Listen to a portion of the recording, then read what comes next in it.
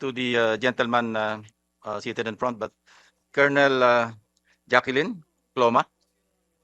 Yes, Brigadier General. You're now excused. Ma'am, please take the seat. Morning, ma'am. I guess Corpus is your maiden name. So is your husband a direct descendant of Thomas Cloma? My husband, sir, happens to be a great grandson. Great of- grandson. Yes, sir, but that his mother is cousin of Thomas Cloma, sir. Yeah. Please extend my regards, and we'd like to thank him for discovering and occupying Yes, and sir. owning and donating to the Philippine government the Kalayaan Island Group. Yes, sir. That's all, Mr. Chairman. Thank you, sir. Mr. Chair, Thank you, Honorable Marcoleta. anong pangalan niya? Jackie. Anong, Colonel Cloma.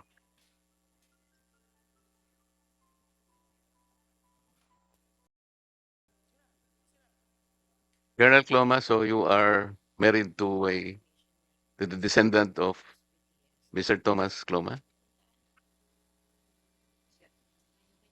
Yes, sir. Senator Lacson made reference to his being the one who discovered the what? Kalayaan Island Group Kalayaan or his Island press Group. release? Was that supported by reliable accounts, Colonel? Sir, before I will speak, sir, I'd just like to make a disclaimer that my statement will not reflect of my organization. So this will be my personal account, sir, and based on the stories I had from my husband, and I did a little research about it, sir. So I'm not referring, Colonel, to the stories. I'm talking about historical accounts, if they are very viable, that the great ancestor of your husband was the one who discovered the Kalayaan Island Group. Is this supported by historical facts? I have seen and read some references about it, sir. Did you know, Madam, that, Colonel, that when Mr. Thomas Cloma made a Freedom Declaration in 1956, several countries objected because, well, several countries like United Kingdom, the United States of America, China did also, Japan, Australia, and the Philippines. Did you know that?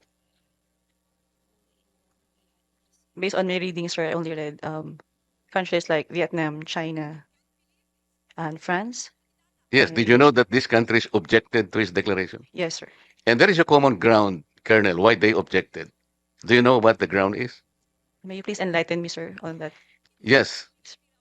Because according to the objectors, Kalayaan Island Group at that time is no longer treated as terra nullius, which means that Nobody's silent, sir. it is not unoccupied and it was not undiscovered.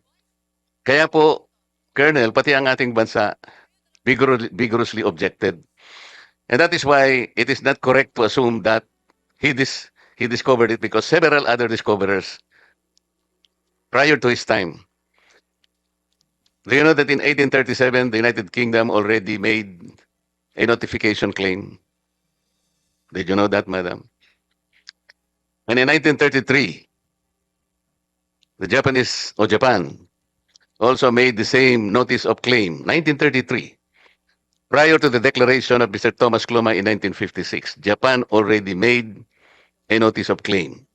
Meaning, marami na po talaga ang nakadiscover ng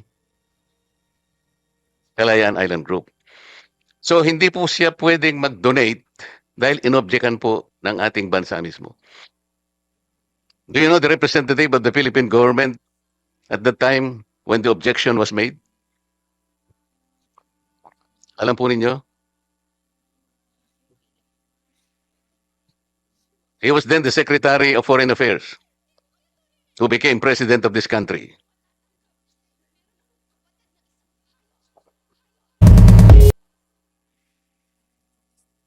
So hindi po talaga pwede na siya yung nag-discover, madam, on those grounds.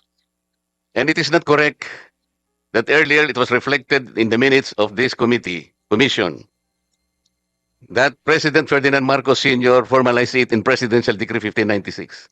There is no record attesting to that.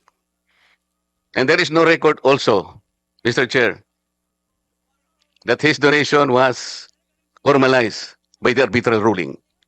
That is not on record, Colonel, Mr. Chair. Just for the record. Thank you very much. Thank you, you, sir. Honorable Marcoleta. Mr. Chairman, Yes, Honorable Lacson is recognized. Colonel Cloma, what is the difference between discovery and occupation? Is there a difference? You may discover an island, but if you don't occupy it, then you don't occupy it. So can you tell us the basic difference between discovery per se Yes. and discovery and occupation? So based on my apprehension, sir. So once you discover something, sir, you just learn about it, and then you can just pass by, sir. Yes, sir. That's the term.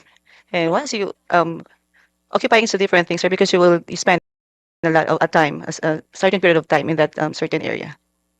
Yes, sir. Thank you, Mr. Chairman. Thank you, Honorable Lacson. Any more queries from the members?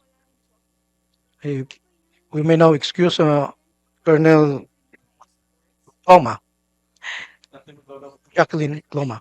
I will, sir. Thank you very much, sir. Thank you, Colonel. Any more queries from the members? If we have no more, Honorable Risa Ontiveros. Thank you, Mr. Chair. Also, before my next question, also just for the record, since we are making things off record, the 2016 arbitral ruling, Philippines versus China, concluded that China's 9-dash line has no legal basis for claiming historic rights to resources within Philippine waters, including areas of the Kalayaan Island Group.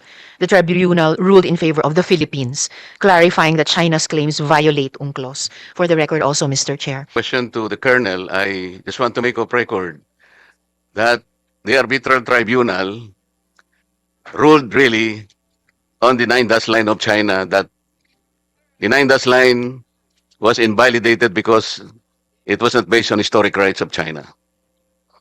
That was correct. But the second premise of Senator Ontiveros is inaccurate because the arbitral tribunal did not rule on the Kalayaan Island Group because the Philippine government in its Philippine memorial did not ask the tribunal to make judgment on that. Because the Kalayaan Island Group is a territory and the arbitral tribunal has no jurisdiction to pass upon on that. That is the record, Mr. Chair. Thank you. Thank you, Honorable Marcoleta.